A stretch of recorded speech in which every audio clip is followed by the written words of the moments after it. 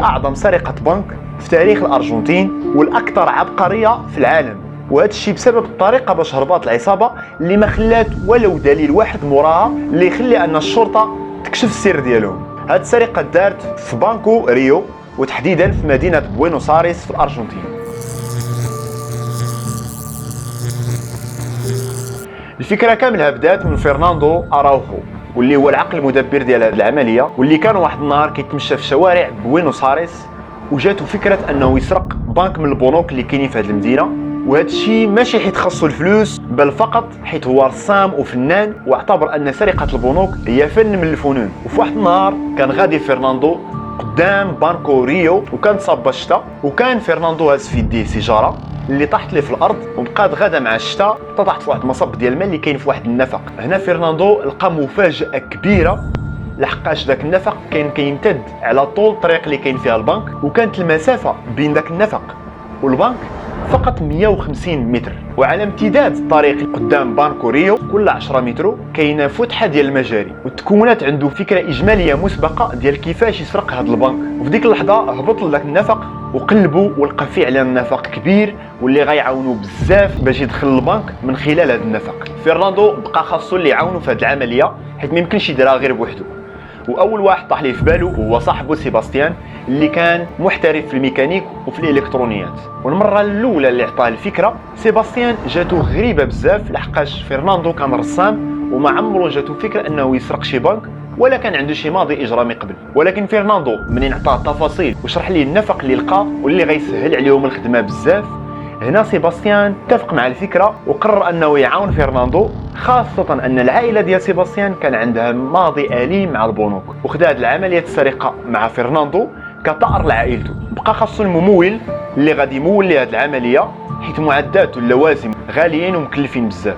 وهنا تلاقى مع بيتو دي لاتوري واللي كان احد رجال العصابات واللي كان كيمولهم بلا ما يشترك في حتى شي وحده. ومنين سمع الخطه اللي دايرها فرناندو والتفاصيل اتفق معاه وقرر انه يمول ليه هذه العمليه. جلسوا هاد الثلاثه كيخططوا وكيدرسوا الخطه اللي غادي يدخلوا بها، ولكن بقات الخطه عشوائيه لحقاش ما عندهمش المخططات ديال البنك. وهنا بقى خاصهم شي واحد اللي محترف في السرقه واللي عنده خبره كبيره، وكان هذا هو لويس سيلانيس اللي كان تسجن 15 عام في اكثر السجون خطوره في الارجنتين، واللي كان عنده دور اساسي في هذه العمليه. هذا لويس دخل الاداره وخدا المخططات بكل سهوله. وهنا كان الحساب بالتدقيق كيفاش غيحفروا ومنين غيدخلوا وكيفاش غادي تتم هذه العمليه حاجه بحاجه. بقات خاصهم حاجه وحده هي كيفاش يحفروا نفق وسط ذاك النفق ويدخلوا للبنك بلا ما تخدم حساسات الانذار، لحقاش الا مشات خدمات الخطه كامله غادي تفشل. هنا فرناندو بقى محبط واحد المده طويله اللي تجاوزات اسبوع وما قدروش يلقاو شي طريقه اللي يخليو فيها الحساسات ما تشعلش.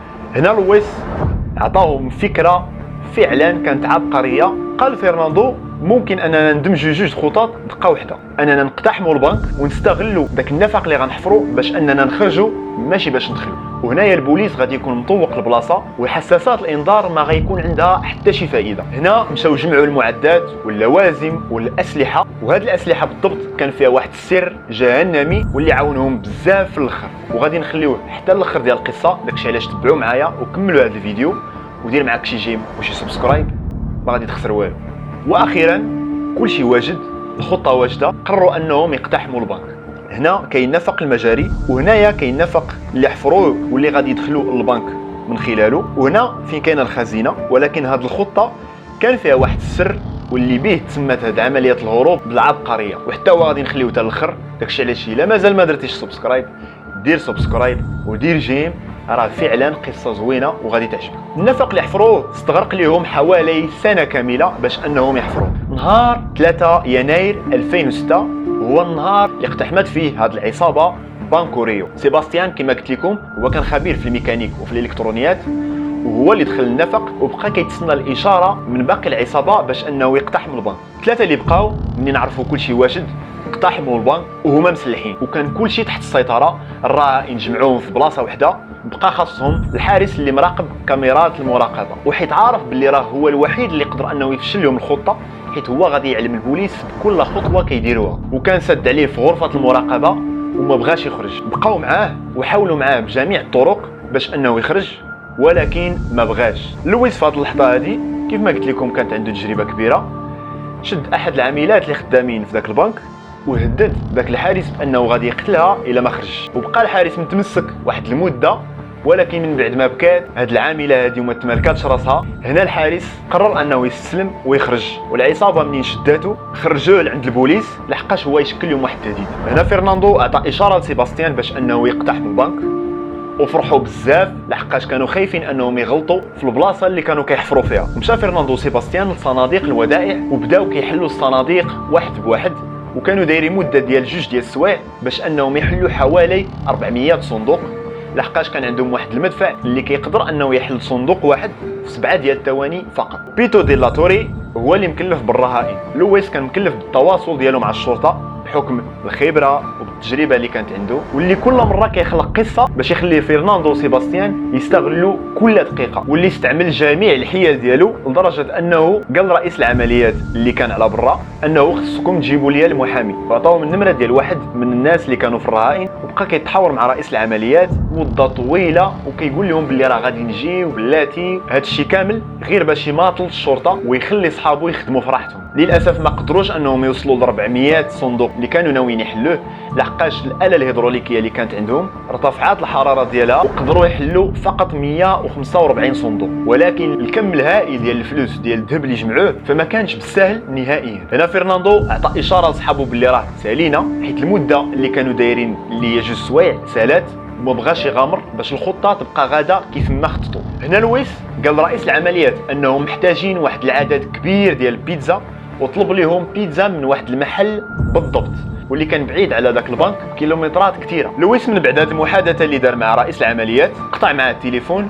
وما بقاش تواصل معاه نهائيا. والوقت اللي الشرطه مشات تجيب البيتزا اللي طلبوها لهم، فراه لويس في هذه اللحظه طلب من الرهائن انهم يبقاو على الارض باش يكملوا الخطه ديالهم. ومشى هو بيتو لعند فرناندو وسيباستيان باش يجمعوا جميع الاكياس ديال الفلوس وديال الذهب اللي شفروا ويحولوهم للقارب عن طريق ذاك النفق اللي حفروه. حطوا الاسلحه ديالهم فوق واحد التوب وخرجوا ومسحوا جميع الادله وسدوا الباب ديال ذاك النفق اللي حفروه بواحد الخزانه كأن شيئا لم يقع. وبدوك القوارب اتجهوا لعربه الفان ومشاو للبلاصه اللي كانوا مقررين انهم يتجمعوا فيها. هنا رئيس العمليات بقى واحد المده اللي كيتسنى ان لويس يهضر معاه، ومنين ما بقاش باقي تواصل معاه اقتحموا البنك. هنايا لقاو غير الرهائن والخزينه خاويه، وما لقاو حتى شي دليل على انهم هربوا من الداخل. في هذا الوقت هذا الفرقه وصلت للدار اللي كانوا مخططين انهم يمشيو ليها. اول حاجه داروها هي شعلوا التلفازه وبقاو كيتفرجوا في السرقه اللي داروا كانهم كيتفرجوا في شي فيلم. من بعد واحد المده طويله لقاو النفق اللي حفرته العصابه،